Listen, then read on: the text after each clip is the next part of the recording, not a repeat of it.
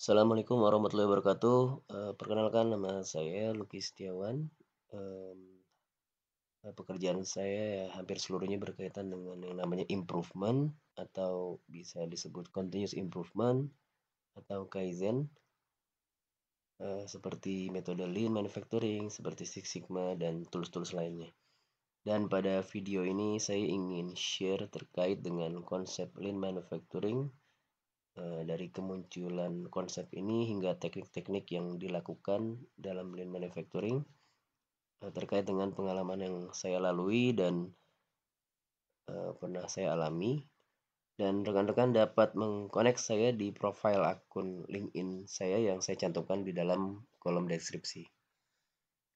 Baik, kita mulai saja, untuk, terkait dengan penjelasan konsep Lean ini. Diawali pada pasca Perang Dunia Kedua, yaitu di Jepang ya, pada tahun 1940-an sampai dengan 1950-an. Eee, Konsep ini lahir diperkenalkan oleh, salah satu seorang insinyur di Toyota, bernama Taiichi Ohno dan bersama dengan pemimpin lainnya seperti Eiji Toyoda. Mereka mengembangkan sistem produksi yang memaksimalkan efisien dan meminimalkan pemborosan dalam menghadapi tantangan ekonomi pada saat itu dan keterbatasan sumber daya yang dimiliki, ya.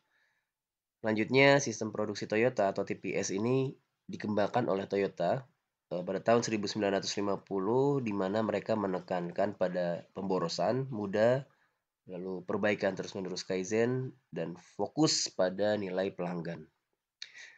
Dikarenakan, pelanggan merupakan, kunci sukses ya dalam menjalankan sebuah bisnisnya.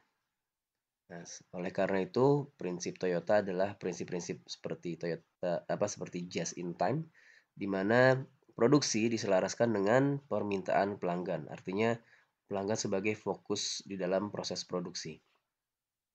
Selanjutnya pada tahun 1970-an sampai dengan 1980-an terjadi krisis, minyak pada tahun itu sehingga mendorong perusahaan-perusahaan barat untuk mencari metode produksi yang lebih efisien. Nah, di tahun 1990, eee, terbitlah buku yang berjudul The Machine That Changed the World, ya, di mana buku ini sangat menarik perhatian mereka, terhadap kesuksesan produsen Toyota Jepang dan memperkenalkan sebuah istilah yang bernama Lean Production ke dunia barat, ya. Dan karena di buku itu pada tahun 1950 oleh James P. Womack, Daniel T. Jones, dan Daniel Rus, mereka memperkenalkan yang disebut namanya Lean Thinking atau prinsip Lean. Ya. Ada 5 prinsip kunci manufaktur Lean yang disebutkan di dalam buku tersebut, yaitu nilai, spesifikasi, lalu alur nilai value stream, lalu aliran continuous flow, lalu sistem tarik atau pull system, dan yang terakhir adalah kesempurnaan atau perfection. Ya, kelima prinsip ini yang akan saya jelaskan terkait dengan implementasi awal Lean Manufacturing. Ya, kita akan bahas satu persatu terkait dengan prinsip-prinsip ini. Ya, prinsip yang pertama ya yang disebut adalah nilai atau spesifikasi, ya. Jadi berdasarkan perspektif pelanggan, proses Lean Principle ini adalah, bertujuan untuk memuaskan pelanggan, ya, memuaskan pelanggan dalam proses produksinya. Apa sajakah, faktor-faktornya adalah pertama biaya, cost, lalu kualitas, lalu on time delivery atau pengiriman tepat waktu. Inilah 3 parameter untuk, kepuasan pelanggan ya, supaya pelanggan menjadi puas oleh, servis atau jasa kita, seperti itu. Berkaitan dengan, parameter pertama yaitu biaya atau cost, ya, di mana konsep Lean berpikir tentang apabila mereka ingin mendapatkan profit yang lebih, Maka yang akan mereka lakukan adalah bagaimana mereka dapat menurunkan biaya atau ongkos produksinya, ya. Sehingga ketika mereka dapat menurunkan biaya atau cost-nya di dalam proses produksi mereka, maka mereka akan mendapatkan margin profit-nya. Sedangkan bertolak belakang dengan pemikiran tradisional, ketika mereka ingin mendapatkan profit yang lebih tinggi, maka mereka menambahkan kembali nih. Mereka menambahkan kembali profitnya sehingga akan terdampak terhadap kenaikan harga. Dan ini juga akan berdampak terhadap customer kita bahwa mereka akan berpikir ulang untuk membeli produk kita seperti itu. Ya, jadi inilah perbedaan dua pemikiran, ya salah satunya adalah tradisional dan lean manufacturing. Lalu dari sisi kualitas, bagaimana prinsip lean ini adalah membuat produk itu dengan benar sesuai dengan standar ya, pada proses pembuatan pertama kali. Jadi tidak ada pengerjaan ulang atau disebut dengan rework ya. Jadi tidak ada rework. Nah, karena apa? Karena rework atau pengerjaan ulang merupakan aktivitas yang tidak memberikan nilai tambah kepada customer dan pelanggan tidak akan membayarnya untuk aktivitas tersebut. Ya, jadi inilah perspektif pelanggannya. Selanjutnya yaitu pengiriman tepat waktu atau on time delivery. Nah, pengiriman tepat waktu ini adalah sebagai kunci juga untuk bagaimana bisa meningkatkan image perusahaan terhadap customer ya terkait dengan kepercayaan atau trust. Nah, jadi on time delivery ini bernilai sekali ya untuk kepentingan bisnis dan perusahaan kita terkait dengan jasa pengiriman itu. Jadi jasa service kita atau pelayanan kita terhadap customer. Nah, 3 inilah konsep untuk bagaimana memberikan kepuasan kepada pelanggan ya. Lalu kalau jika kita berbicara dengan tiga parameter tadi terkait dengan nilai atau value dalam konsep lean, maka akan terkoneksi, akan berhubungan erat dengan yang namanya konsep 3M. Ya, konsep 3N yaitu mudah, pemborosan, muri ketimpangan, dan murah ketidakratan. Inilah 3 kunci sukses Toyota Production System menjalankan konsep produksinya.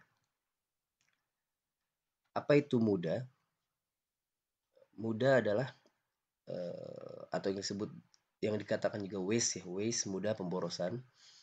Itu adalah segala aktivitas atau elemen-elemen dalam proses produksi yang tidak menambahkan nilai kepada produk atau layanan. Ya, atau kita juga sering sebut yang namanya tidak memberikan nilai tambah atau non value add. Dalam konsep lean ini juga kita sebut tadi ya sampah atau waste.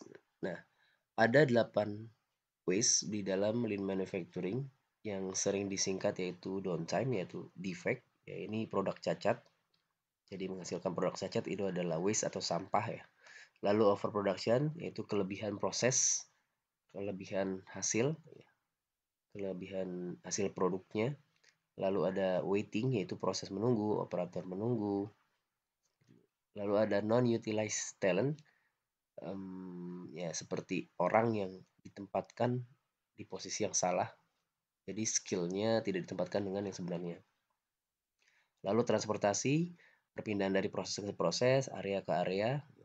Lalu ada inventory, ya penumpukan material.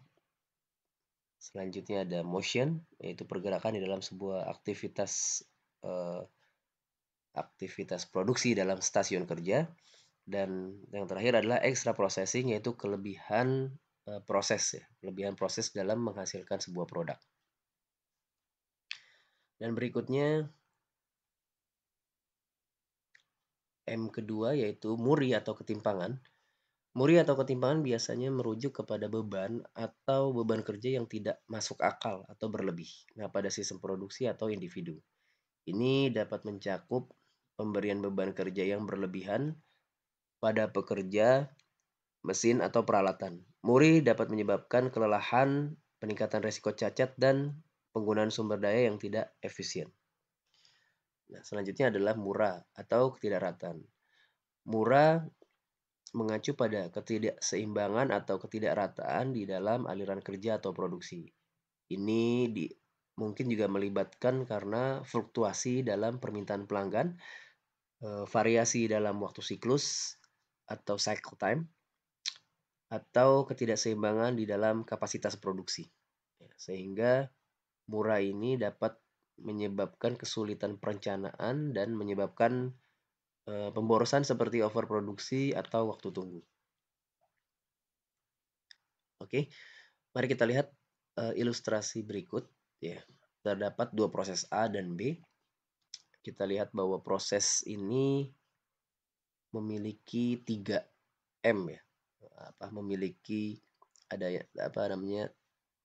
potensi 3M, di mana kita lihat bahwa proses A ya, dari segi muri ketimpangan, beban proses A itu lebih kecil dibandingkan proses B, atau proses B lebih besar dibandingkan proses A.